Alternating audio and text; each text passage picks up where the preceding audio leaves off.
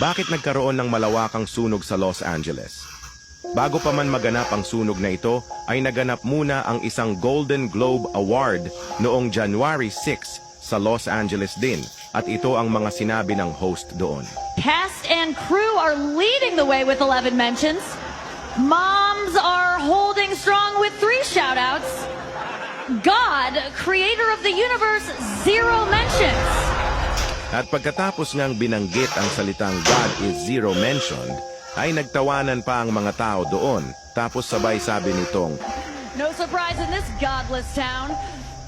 at pagkatapos nga lang ng ilang mga araw, ay naganap na ang malawakang sunog sa bayan ng Los Angeles na kung saan ay patuloy itong lumalaki at lumalawak ang apoy kahit na pilit pa nila itong inaapula, kung saan ay aabot na sa 200,000 na pamilya na ang naapektuhan. Ano sa tingin ninyo? Nagkataon lang ba ito? O parusa na ito ng Diyos sa kanila dahil ininsulto nila ang Diyos na sinabing wala daw ambag ang Diyos at godless daw ang kanilang lugar? God, creator of the universe, 0 mentions. And Tandaan mo ito, huwag hahamunin ang Diyos dahil baka magsisi ka kung ipaparanas niya ang pighati sa iyo.